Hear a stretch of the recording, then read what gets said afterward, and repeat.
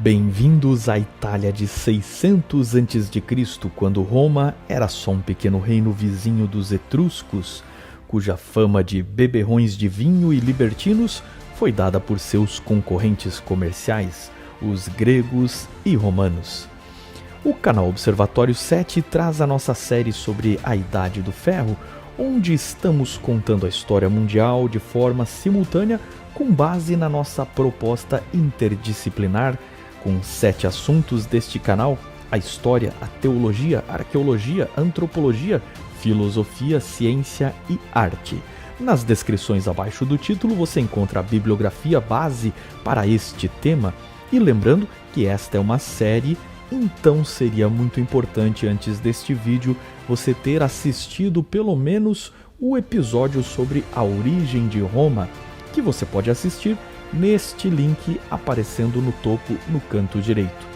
Curta, compartilhe, se inscreva para mais vídeos desta série e confira em playlist do nosso canal outros temas do seu interesse.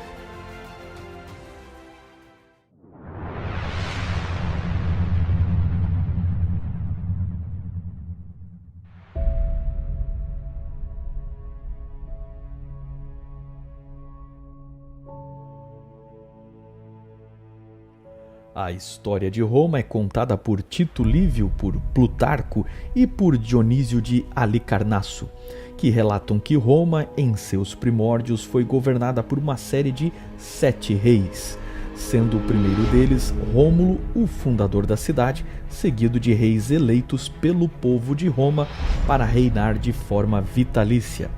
O rei sentava-se numa cadeira curule, muito usada na história romana por seus magistrados. Trajava uma toga roxa, sapatos vermelhos e usava uma diadema branca ao redor da cabeça. Sua insígnia eram 12 lictores, funcionários públicos que atuavam como guarda-costas do rei depois dos magistrados. E, segundo a tradição, haviam sido escolhidos por Rômulo, mas provavelmente foram copiados dos etruscos. Eram homens fortes, hábeis ao combate, de confiança, cidadãos romanos e normalmente escolhidos pelo magistrado. Um lictor carregava as faces, um símbolo de sua ideologia que deu origem ao termo fascismo. Obviamente, não vamos estudar aqui o fascismo em seu conceito e debate moderno. Neste vídeo nos interessa o que era o fascismo para um romano no mundo antes de Cristo. Então tome cuidado para que sua visão de hoje não contamine o estudo da história antiga. Prosseguindo, as faces eram um conjunto de varas amarradas tendo em seu miolo um machado. O símbolo disso era a ideia de que uma vara sozinha podia ser facilmente quebrada, mas um feixe unido resistiria, e assim o povo entregava as suas varas, ou a sua vontade, as faces, que unidas impediam de quebrar o machado, que representava o poder do lictor de julgar e executar, até mesmo com pena de morte, se necessário. O rei concentrava a autoridade executiva, judicial e militar, além de nomear funcionários para os cargos.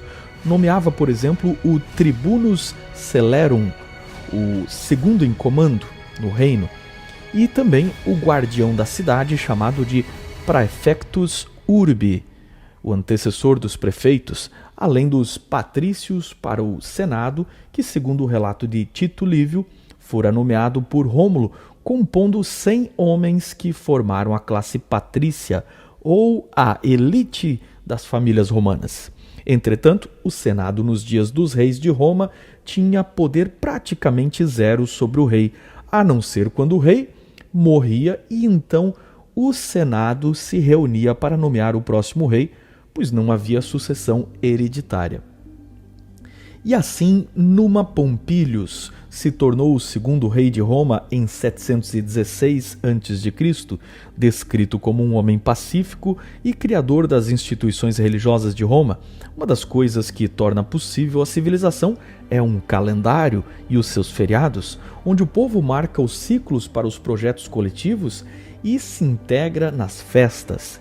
Herdamos nossos 12 meses deles, como por exemplo fevereiro, que vem do ritual latino de februa, associado à palavra purificação ou purgar, como de purgatório. Mas para os romanos e etruscos, Februs, o deus da purificação, era também um deus do inverno, do submundo, da riqueza e da morte. O festival se conectou a Lupercalia, uma festa romana, em honra a Fauno e aos lobos que teriam cuidado de Rômulo e Remo, o que levou Fauno romano e Februs etrusco serem unificados como o mesmo deus numa festa que findava o inverno e inaugurava a primavera. Numa Pompílios também instituiu as virgens vestais, mulheres que faziam um voto de castidade e serviam como equivalentes a freiras nos templos construídos em prol de Rômulo, Marte e Júpiter, onde podemos ver o costume dos romanos de deificar os seus reis e sacerdotes favoritos. Isso nos leva à última e maior contribuição de Numa Pompílios, que criou o título que é usado até hoje, inclusive pelo Papa, o Pontifex Maximus, que significa o maior sacerdote, aquele que serve de ponte ou conexão entre o divino e a terra. Ele era um cargo vitalício e atua com um collegium, depois chamado de Colégio dos Pontífices, e aconselhava o rex, ou rei. Com o tempo formou-se um colégio de pontífices que elegia o seu líder. Júlio César, por exemplo, se tornou pontífice em 73 a.C. e Pontífice Maximus em 63 a.C. Mas depois de Augusto, o imperador passou a ser o Pontífice Maximus. Em 673, Tullus Hostilus foi eleito rei de Roma, anexou Alba Longa, história registrada na famosa pintura de Jacques-Louis David. Construiu uma casa para o Senado, mas ignorou os deuses e travou muitas guerras com os vizinhos de Roma. Em 640 a.C., Ancus Marcius, neto de Numa, assumiu como rei de Roma, criou o porto de Ostia, derrotou os Sabinos e construiu a primeira ponte e o primeiro aqueduto de Roma. Até que em 616 iniciou uma nova fase em Roma. Enquanto isso, no Oriente, a Síria era substituída pelo domínio do novo Império Babilônico e o reino de Judá estava desmoronando. Os etruscos reinariam em Roma até 509 a.C., portanto, precisamos falar um pouco dos etruscos antes de continuar. Eles chamaram a si mesmos de Racena, mas os antigos gregos os chamaram de Tirrenos, e assim o mar que eles dominavam. O nome etruscos veio dos romanos, que os chamavam de Tussi ou Etrusci, origem do nome Toscana, a atual região da Itália onde eles viveram. Sua influência ora negociava, ora rivalizava com os gregos e cartaginenses. Os gregos os acusavam de serem piratas e praticar sacrifícios humanos. Já os romanos os chamavam de supersticiosos e ambos invejavam a sua riqueza, obtida principalmente com a mineração, produção de bronze e depois com o uso do ferro. Seus navios mercantes eram mais rápidos para que pudessem fugir de seus rivais e, com isso, criaram o sistema de uma segunda vela, que foi copiado por Roma e chegou a criar o design que séculos mais tarde levou às caravelas. Adotaram o alfabeto grego de 26 caracteres, mas infelizmente nenhum dos seus escritos conseguiu ser decifrado. Os etruscos, na sua fase de riqueza, viviam do serviço dos seus escravos, e sua requintada arte em forma de pinturas nas paredes mostra-os em danças, músicas, banquetes, jogos e momentos românticos. Foram os maiores compradores de vasos gregos e destes recriaram produzindo sua própria técnica de ceramistas, que até hoje é desconhecida. Produziam vinhedos e bebiam vinho de forma inveterada. Foram eles que ensinaram os celtas a beberem vinho, exportando jarros de vinho em navios para os portos celtas no sul da Gália, atual França. No campo religioso, há uma imensa influência deles sobre Roma. Sua religião era a crença de que os deuses se manifestavam através das forças da natureza, então acreditavam que, se pudessem observar e interpretar os fenômenos naturais, eles poderiam conhecer o futuro e modificá-lo. Para isso, eram devotos de várias técnicas de adivinhação, como o voo dos pássaros, o caminho dos raios, a forma do óleo na água, o movimento das chamas e, principalmente, a observação do fígado de animais.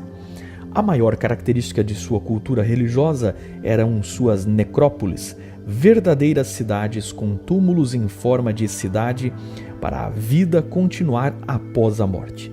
Quando alguém morria, havia uma procissão até a pira funerária e dali até a tumba, que era uma verdadeira casa subterrânea com os objetos pessoais do falecido. Depois de sepultar ou deixar as cinzas do morto na tumba, os vivos davam um grande banquete e, concluída a comilança, assistiam a corridas de cavalos, lutas de homens contra cães ferozes, que deu origem aos gladiadores, e provas atléticas como o lançamento de dardo, de disco e luta livre, que eles copiaram dos gregos. O quinto rei de Roma, um etrusco chamado Tarquinius Priscus, foi inclusive o construtor do primeiro Circo Máximo, um hipódromo onde eles adaptaram as bigas de guerra que viram entre os gregos, criando as corridas de cavalos que legaram aos romanos e produziram absoluto encanto no mundo romano até a era dos imperadores. Fato é que Tarquinius Priscus, o quinto rei de Roma, um imigrante etrusco, travou guerra contra seu próprio povo de origem e dobrou o tamanho da cidade, usando os tesouros das tribos conquistadas por ele para construir o primeiro sistema de esgoto de Roma, a famosa Cloaca Máxima, que na verdade começou como um grande valão que drenava os pântanos entre as 7 colinas, levando embora os dejetos e se livrando de tudo no rio Tibre. Ele havia começado a poluição, mas tinha livrado o povo das doenças. Foi também o primeiro a construir monumentos e celebrar um desfile conhecido como Triunfo Romano e iniciar a construção do Fórum Romano, onde antes era um mercado e se tornou o centro da cidade, onde ocorriam eleições, julgamentos, procissões e discursos. Mas ele foi assassinado por um irmão de criação e em seu lugar Sérvio Túlio reinou em 578 a.C., sendo etrusco e filho possivelmente de um escravo. Ele também lutou contra seu próprio povo e com o saque construiu o primeiro muro ao redor de Roma, instituindo o primeiro censo romano, uma ferramenta que dividiu a população em classes econômicas e estabeleceu o direito de voto com base no nível social e a organização do exército desta mesma forma. O exército romano permitia a oportunidade de ascensão social, mas foi organizado com base no elitismo econômico. Assim, o rei Sérvio Túlio dividiu o exército em 193 centúrias, diferenciadas segundo o tipo de equipamento que tinha relação com o censo e, é claro, com o nível econômico do soldado. A primeira classe, de 80 centúrias, lutava com um equipamento completo de bronze. A seguir, mais 4 classes que iam descendo o nível dos equipamentos até chegar a uma quinta classe de soldados muito pobres que lutavam só com fundas e atiradeiras de pedra. Acima de todos estavam 18 centúrias da cavalaria de elite, afora grupos especiais de engenheiros e músicos. Para os que por algum motivo não podiam prestar serviço militar, o mundo romano reservava o mais baixo nível. E é claro que nesta época o exército romano ainda não usava os característicos e conhecidos uniformes e armaduras que nós vemos no período imperial. Acredita-se que para assembleias de votação o mesmo padrão foi usado, de forma que Roma era uma sociedade elitista militar. É claro que certos aspectos de tudo isso são questionados pelos historiadores modernos, porém, ao analisar a história, devemos nos distanciar de nossos valores e momento social e ouvir e entender como eles pensavam, independente da precisão histórica. Veja como Tito Livio descreve a reforma e o senso de Sérvio Túlio nos valores da Roma antiga.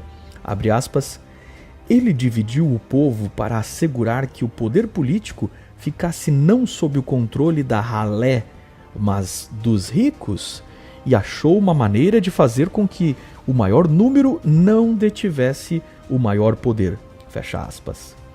Tito estava descrevendo como a primeira sociedade romana foi formada como uma sociedade que selecionava a força e o sucesso, desprezando a pobreza como um fracasso, e onde o Estado era militar e dominaria a religião, que tinha um importante papel social.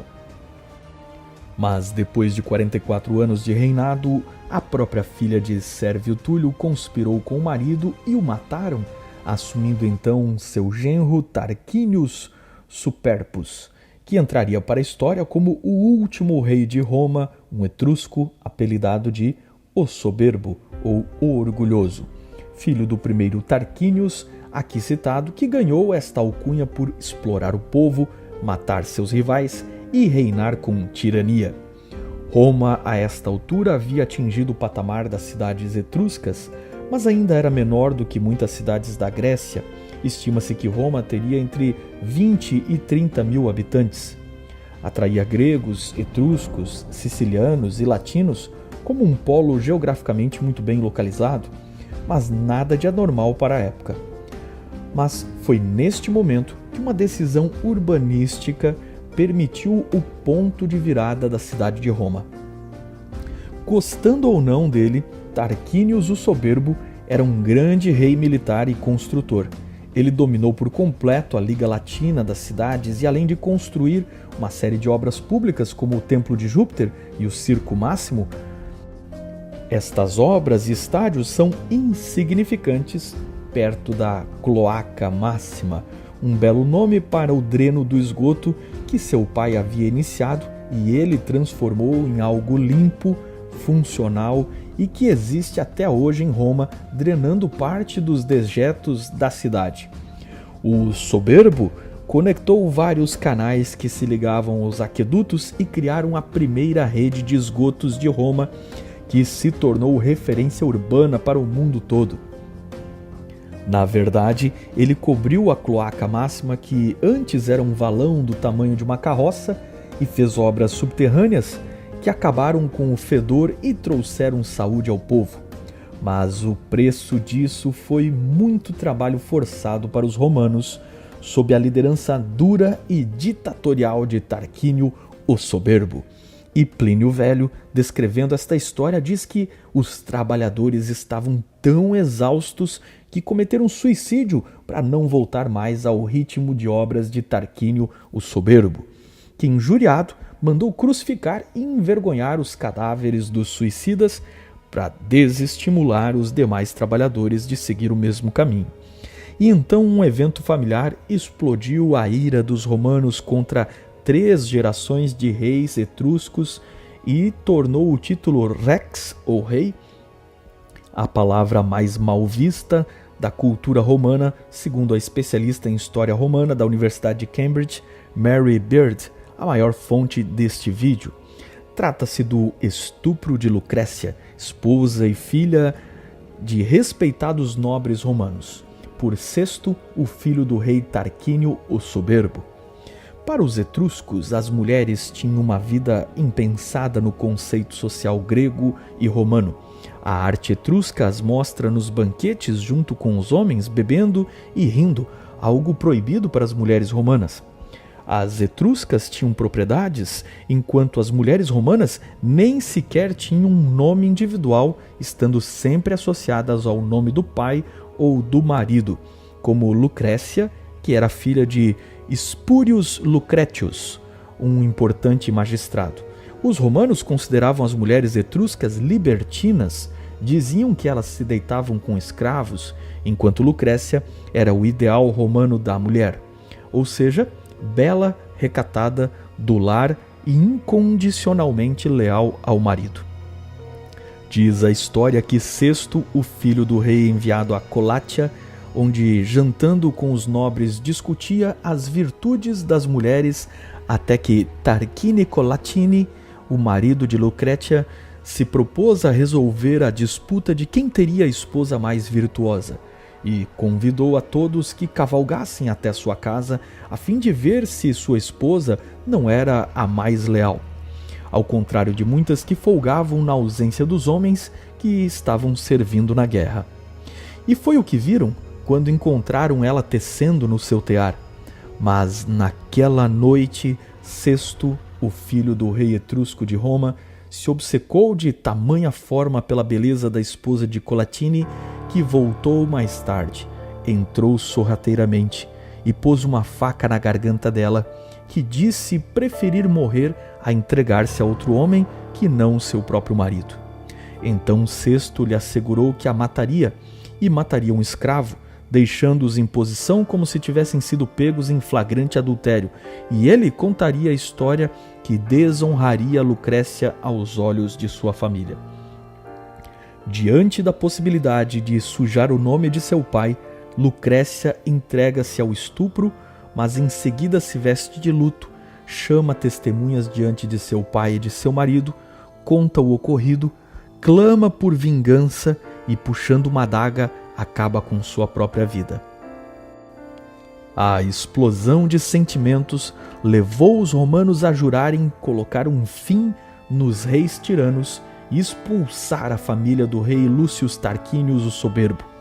A revolta acabou com a monarquia e, com isso, o estupro de Lucrécia levou à criação da República.